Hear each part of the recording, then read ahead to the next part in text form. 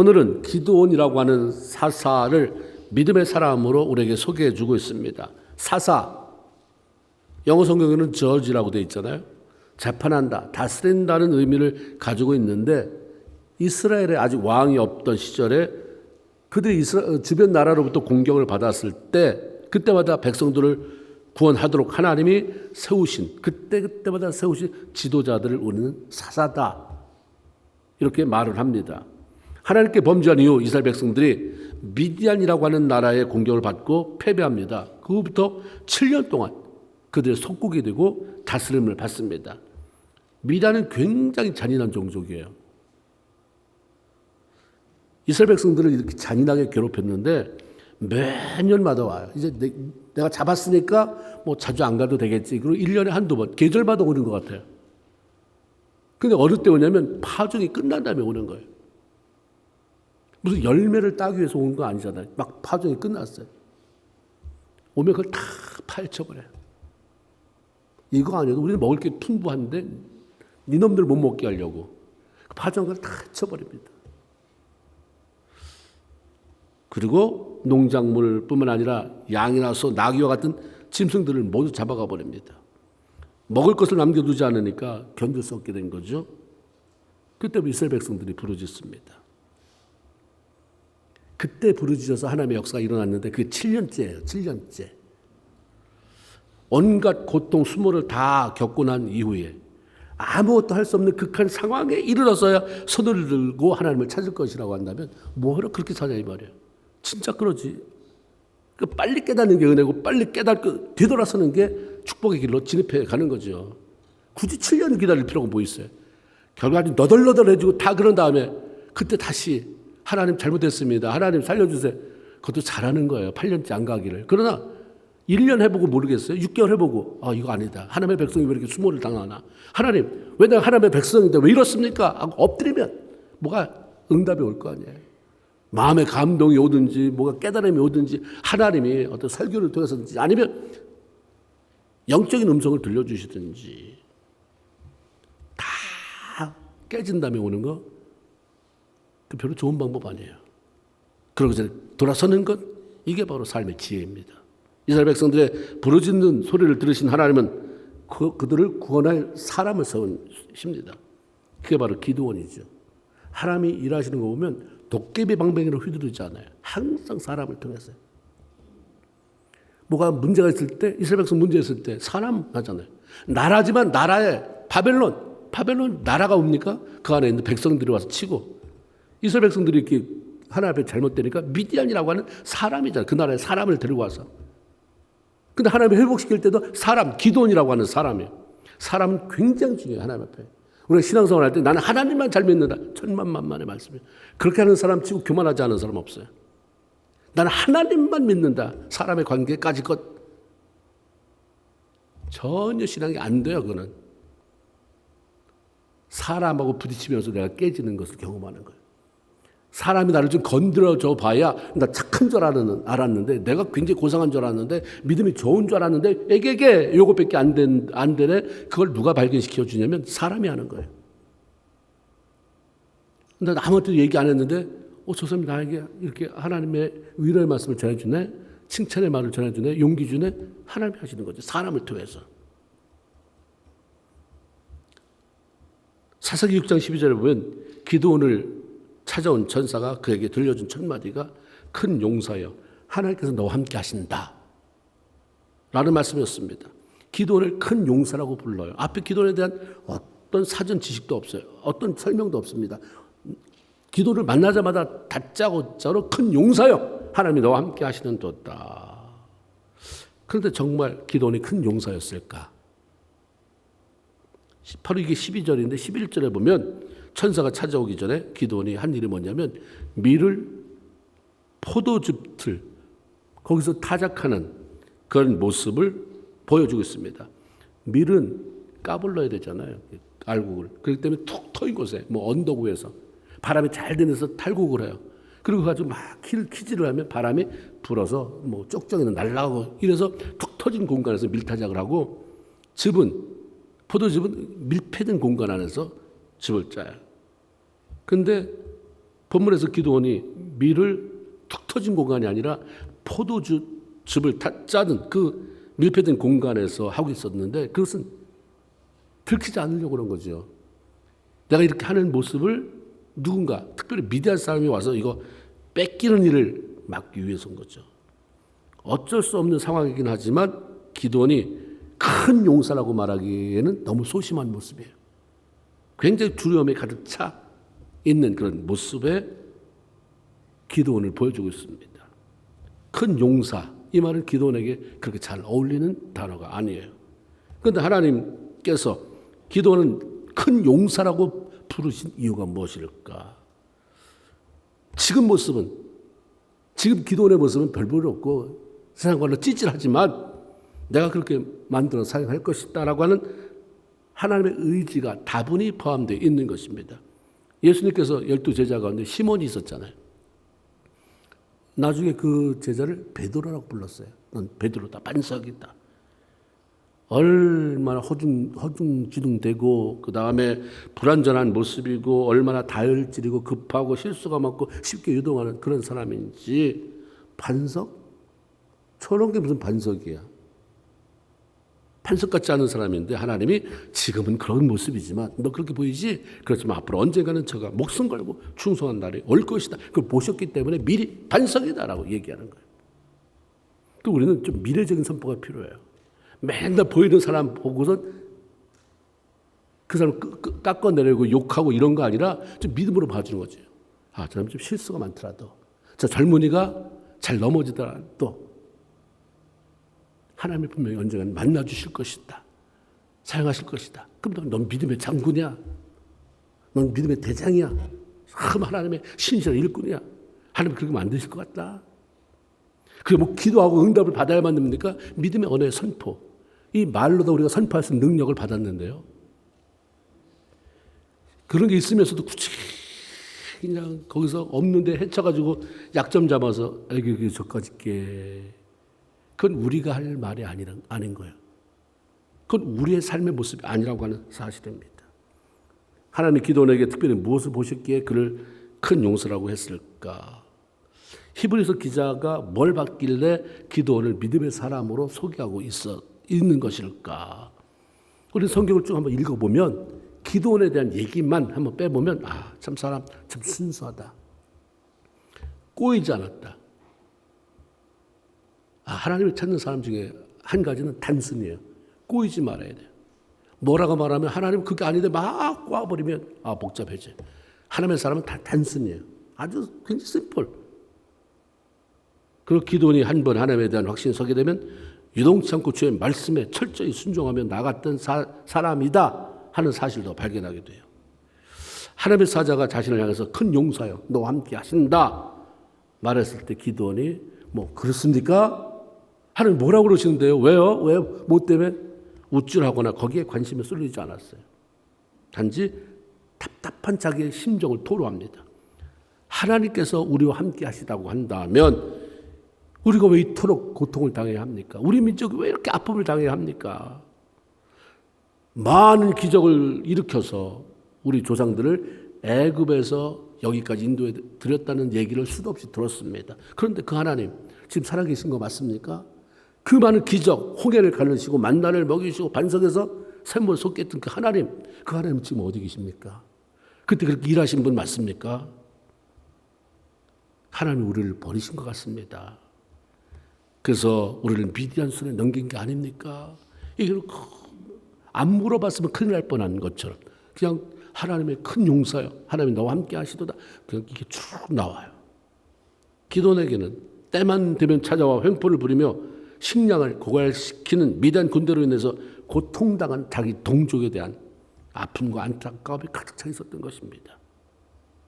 그리고 자기 백성들, 자기는 물론이거니와 자기 백성들이 극심한 어려움을 당하는데도 불구하고 하나님의 선민이라고 말하는데 그들이 고통 가운데 있을 때 침묵만 하고 바라만 보고 계시는 하나님에 대한 의문과 더불어 그분의 도움에 대한 갈망이 이 안에 젖어 있는 것입니다.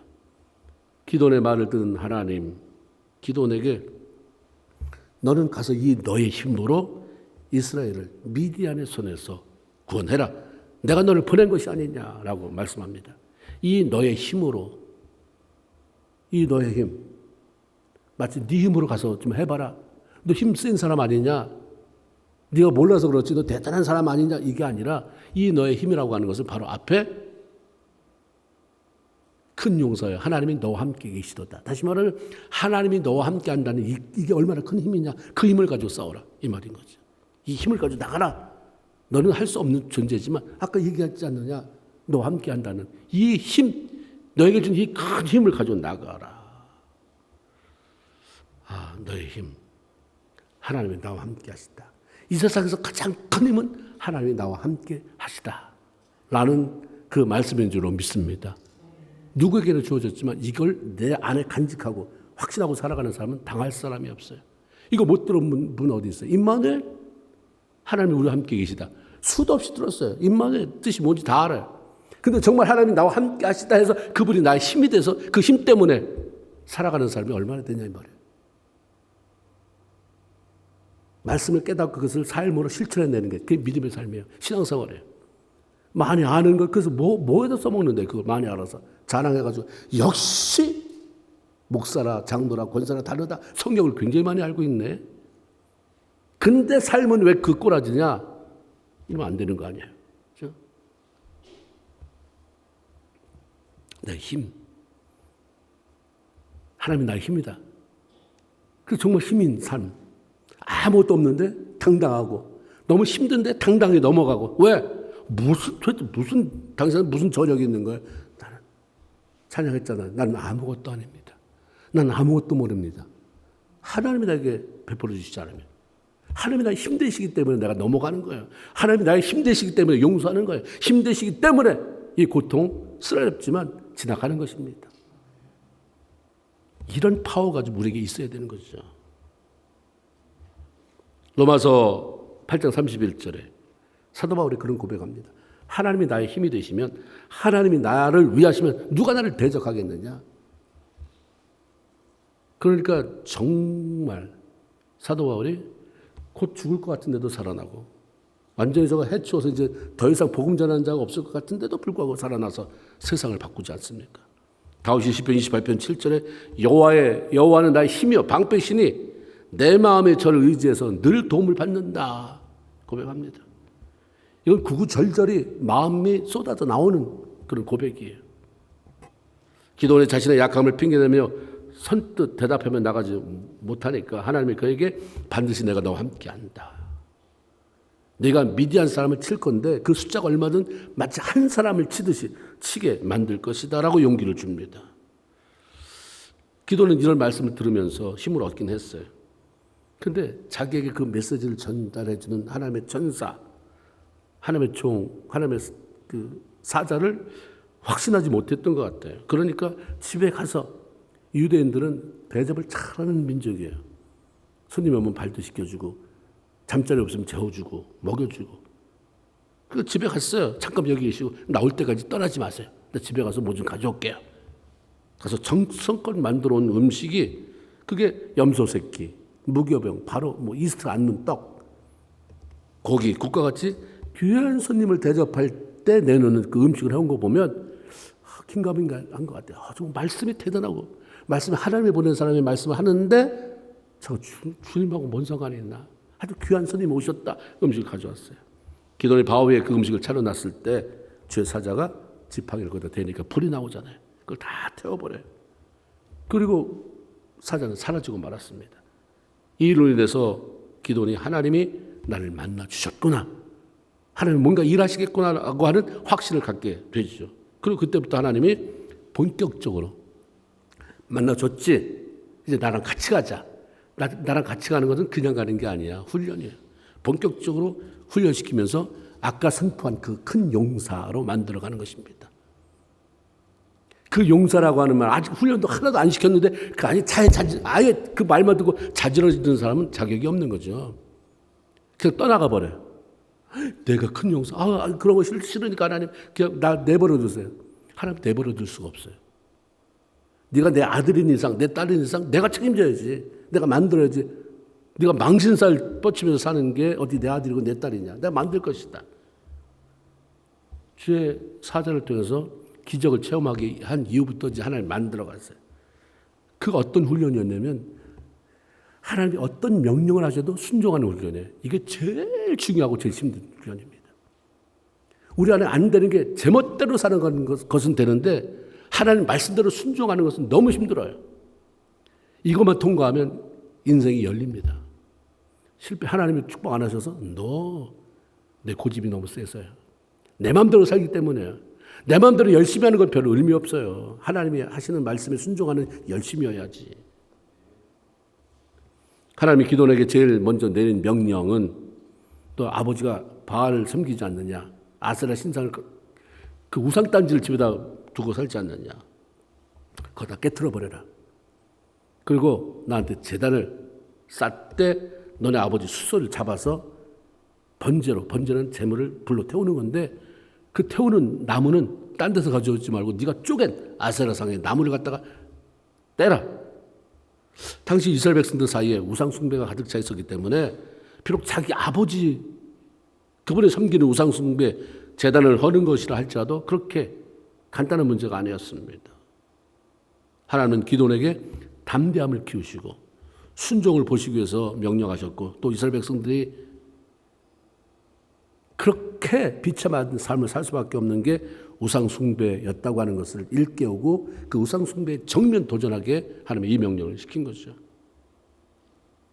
하나님, 지금 우리가 미디안 때문에 힘들 때는데 이거 왜 아버지 집에 우상 숭배를 그 재단을 부서뜨리라고 그래요? 하나님, 본론적인 거, 본질적인 거 정말 할 거 시키세요. 이런 컴플레인 하지 않아요. 이게 필요한가 보다. 이미 하나님 날 만났잖아요. 나 구원의 확신이 있죠? 그 다음부터는 하나님 하자는 대로 가야 되는 거예요. 만났어요. 불이 일어나서 그 음식을 다 태운 걸 봤어요. 하나님 살아계시다. 나와 함께한다. 그러니까 그 다음에는 하나님 뭘 시켜도 그냥 늘 자기 안에 확신은 없어도 원망은 안 해요. 확신은 없어도 원망은 하지 말아야 돼요. 확신도 없으면서 원망도 못하면 신앙생활을 어떻게 하려고 그래요? 기도에 한 방에 뭐 확신이 확 차지 않았어요. 계속 자라갔어요. 아무 얘기 안 해요? 기도에 하나님께서 명령하신 일 준행하기 위해서 종 10사람을 들고 갑니다. 그런데 막상 갔는데 아버지와 그 성읍 사람들이 두려운 거예요. 그래서 갑이 백주에 대낮에서는 그걸 할 엄두가 나지 않아서 기다렸다가 밤을 틈타서 우상을 찍어냅니다. 여전히 큰 용사라고 하기에는 담대하지 못했지만 기도는 자기 수준에 맞게요. 하나님이 원하는 것, 하나님 말씀에 순종하며 명하신 것들을 이루어드리기 위해서 애쓴 인물이다. 이렇게 볼 수가 있죠. 안 됩니다가 아니에요. 꼭 낮에만 안 하면 어때요? 하나님이 명령한 것은 저걸 없애버리라니까 낮에 가서 멋있게 많은 사람들이 보는 앞에서 담대하게 하나님이 시켜서 난 목숨 걸고 한다. 짜잔! 했으면 제일 좋지만 그걸 배포가 안 되는데 그래서 간두는 게 아니라 나는 그러면 하긴 해야 되는데 낮에 가기에는 배포가 안 되니까 밤에 간다. 몰래. 이거라도 해라 이거죠. 하나님이 귀하게 여긴 거예요. 기도원이. 어쨌든 순종을 해요. 이게 참 필요하다. 안 하려고 들지 말고 어디 하려고 드는 신앙이에요. 웬만하면 안 하려고 드는, 웬만하면 노라고 말하려고 하는 구실을 찾지 말고 어떻게 하면 하나님의 말씀을 성취시켜 드릴까를 찾는 신앙이에요. 그리고 하나님이 네가 좀 그렇게 해서 나 좀 일 좀 하자. 너를 좀 축복하고 싶은데 날 좀 도와줘. 네가 그렇게 해서 내가 준비한 모든 걸 네가 누릴 수 있도록 나 좀 도와줘. 이게 하나님의 마음이에요. 하나님이 원하는 것이 바로 이런 순종하는 것이고 히브리서 기자도 이런 순종의 모습을 인해서 기도원을 믿음의 사람이다. 우리에게 소개하고 있습니다.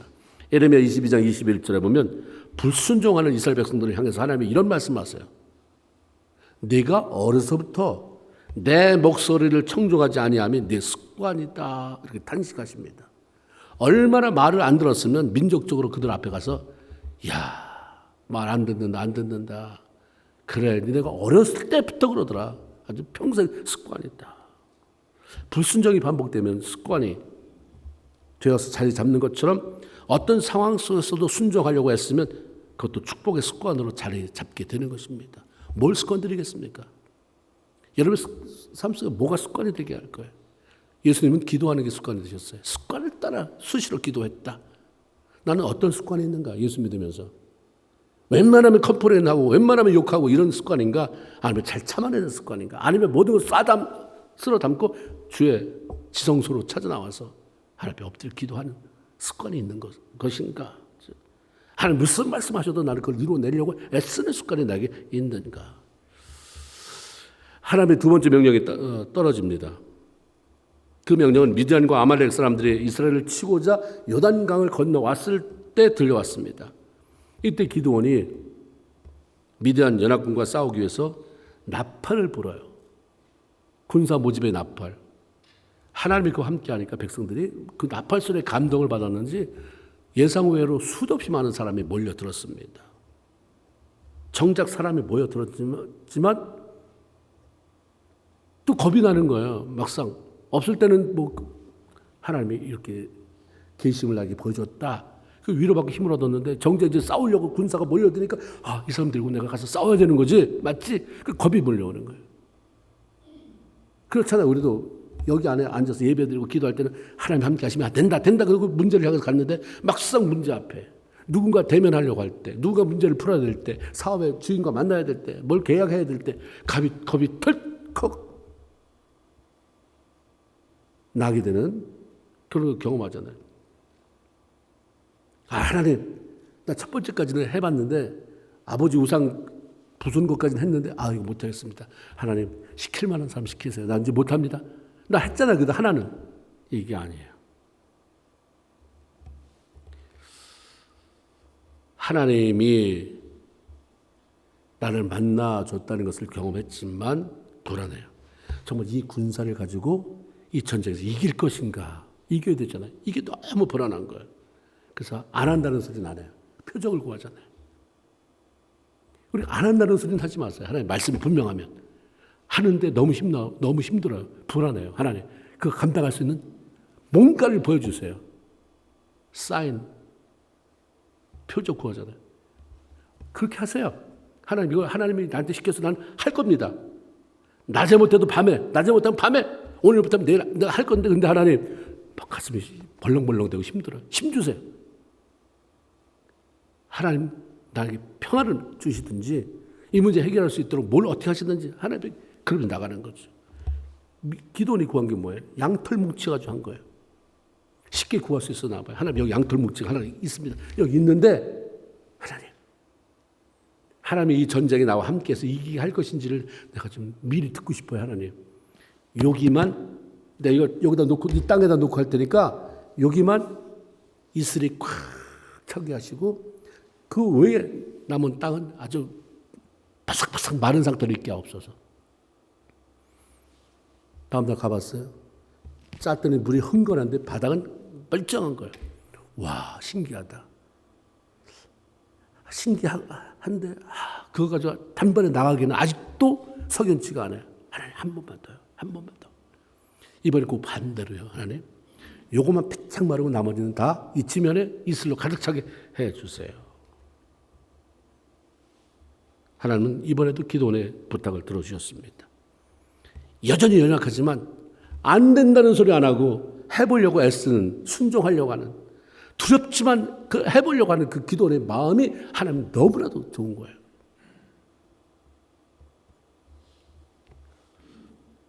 이제 자신감을 가지고 미디안 연합 군사들과 싸우려고 이제 막 준비를 합니다. 됐다.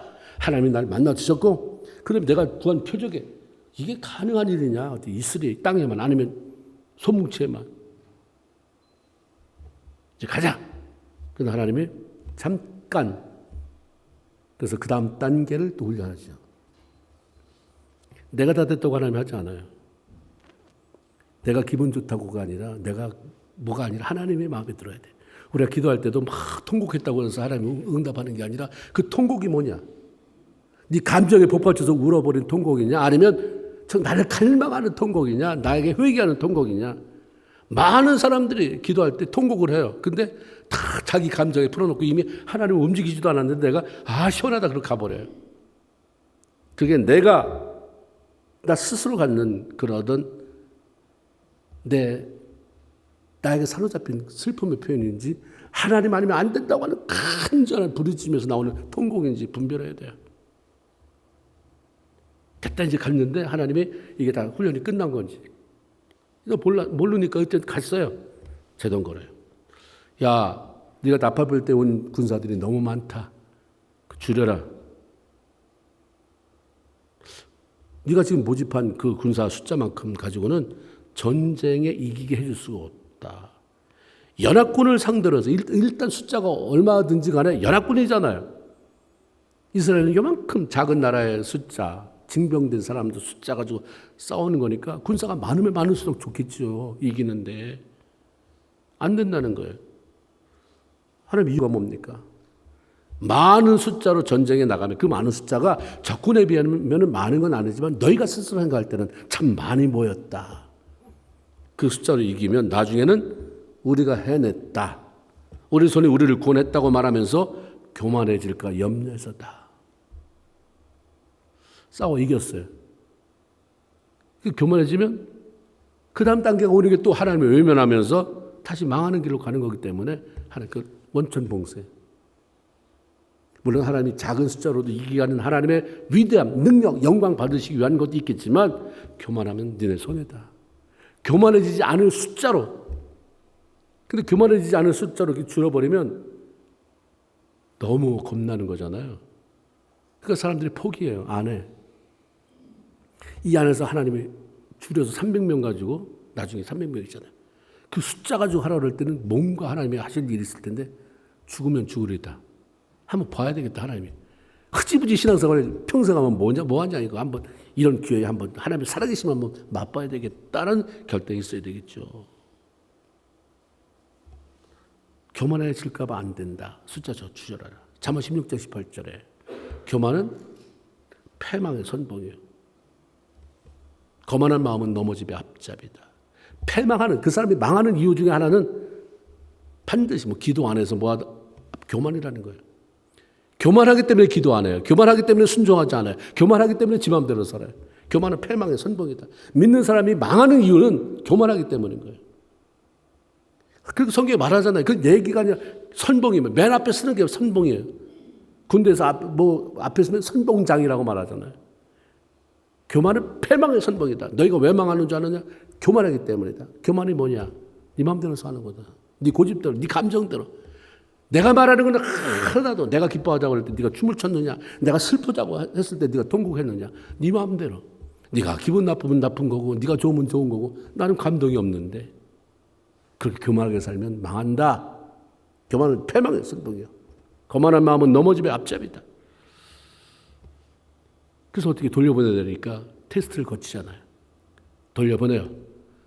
테스트가 너무 간단한 거예요. 첫 번째는 너희 가운데 떠는 사람이 있니? 너 떨고 있지? 가. 이거예요. 너 무섭지? 괜히 온 것 같지? 후회스럽지? 그럼 가. 괜찮아. 가도 괜찮아. 다 갔어요? 성경에 22,000명이 들어갔다고 그랬어요. 그럼 거기에 10,000명이 남았다. 그래서 처음에 모여진 사람이 32,000명이 왔다는 거예요. 마음은 없고 명분만 있는 사람 하나님이 안 기뻐하는구나. 마음은 없는데 내가 그래도 장로인데 가야지. 내가 목사인데 가봐야지. 이런 거 별로 너 시간 낭비다.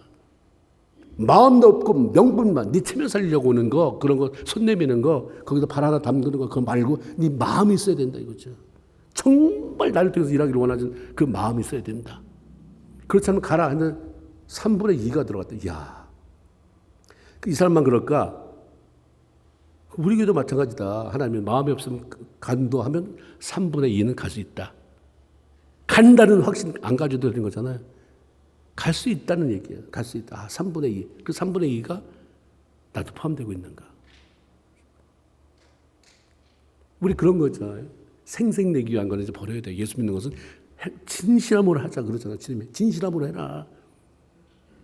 너네 없어도 네가 찬양 안 해도 난 네 돌들로 찬양하게 만들 수 있다. 이게 하나님의 마음이에요. 말씀이에요. 너 안 해도 되는데 그럼 왜 나를 부르셨습니까? 왜 동참시키십니까? 내가 널 사랑하고 행복하게 해주고 축복하려니까 이걸 통해서 너 가져가라는 통로를 열어놓는 거지. 이 말씀이죠.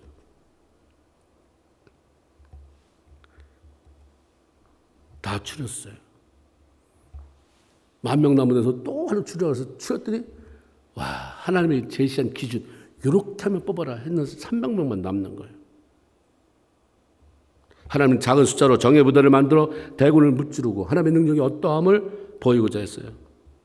이런 과정에서 기도원이 보인 것은 그냥 순종이었어요. 원망하지 않았어요. 하나님 도대체 우리더러 어떻게 하라는 말씀입니까? 나와 함께 하신다면서요. 나를 보내는 거라면서요. 나를 통해서 내가 모든 적군을 한 사람 치듯이 치게 할 거라면서요. 300명 가지고. 300명. 8장으로 넘어가면 그때 쳐들어왔던 숫자가 몇 명인지를 알려줘요. 13만 5천 명이 쳐들어왔다 그랬어요. 13만 5천 명을 300명 가지고. 이건 싸우는 게 아니라 거기서 지나가는 말 발굽에 발표 죽이라는 얘기나 똑같죠, 하나님. 이거는 말이 되지 않습니다. 죽이려면 여기서 죽이세요. 뭘 싸우면 나가서 죽게 만드십니까? 비참하게. 이러면서 거부할 수도 있잖아요. 이거보다 더한 말을 갖다가 다 할 거야, 아마. 이미 우리는 경험하고 있어요. 하나님의 백성이라고 하는. 그것도 대표라고 쓰다는. 교회 재직이라고 뽑아는. 여기서 모세가 보내 12 정탐꾼이 얼마나 악평을 해야 됐는지 우리 다 보면서 그 모습이 교회의 대표자로 뽑은 사람 중에 10명이 그럴 수 있다. 이미 다 우리는 경험을 했거든요. 더한 악평을 내뿜을 수 있어요. 근데 일단 두려워하는 마음이 있었을지 어쩐지는 모르지만 그런 말은 안 해요. 하나님 못하겠습니다. 죽이려면 여기서 죽이세요. 그냥 안 해요. 그저 순종할 뿐. 기도는 이게 매력이구나. 그래서 하나님이 벌써 그 사람을 큰 용사라고 말씀하고 같이 가는구나. 이사야 55장 8절 9절 하늘이 땅보다 내 생각은 너의 생각보다 높고 라고 선포하신 말씀 기억할 거예요. 하나님의 말씀 앞에서 내 생각, 내 자존심, 원망 불평 내세우는 것은 그렇게 중요하지 않아요. 하나님이 선포한 말씀에 어떻게 내가 저걸 이루어드릴까를 생각하는 건 필요하지만 할까 말까에 대한 생각, 그 의미 없습니다. 하나님은 따르는 일에 방해가 될 뿐입니다. 우리 인생의 해답은 순종이에요. 순종하면 된다. 죽을 것도 순종하면 산다. 망할 것도 순종하면 회복된다. 아멘입니까? 우리는 정신 차리고 신앙생활을 해야 되잖아요. 신앙의 연륜이 우리의 믿음을 키워주지 않아요. 매 순간순간마다 어떻게 하나님의 말씀에 반응했느냐가 우리의 믿음을 키우고 우리의 삶을 바꿔주는 것이지, 나 10년 믿었는데 이제 이만큼 믿음이 자랐겠지. 하나님 축복하시겠지. 그건 누가 정한 법칙이에요? 믿음으로 사는 자가.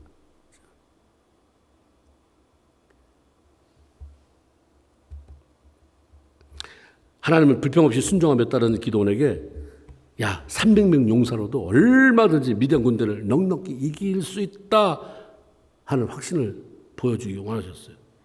아니, 기도원이 그거 보여달라고 안 했거든요. 이제는 하나님의 뜻이 있겠지. 이제 300명 가지고 가려고 그러는데 하나님 보너스 찬스를 주는 거잖아요. 내가 하나 보너스 줄게. 네가 이긴다는 사실을 미리 알고 가면 좋지 않겠냐? 하나님이 이걸 미리 다 생각해둬요. 너무 우리가 보채고 원망하고 그러니까 하나님의 말씀에도 못 알아듣고 하나님이 뭘 다음 단계를 멋지게 할 거를 다 우리가 끊어버리는 거지. 그 순종하고 가만히 있으면 알아서 하나님이 하시고, 그 알아서 보너스도 이렇게 다 말도 안 했는데 가서 한번 가봐라. 너 진영 저 미디안 적군에 밤에 틈타서 한번 내려가봐라. 그 뭐가 있을 것이다. 또 순종하잖아요. 하나님 이 밤에 뭐하러? 이거 아니라 가요. 혼자 가기 힘들면 네 부하랑 같이 가라. 부하라고 하는 부하를 들고 같이 가요.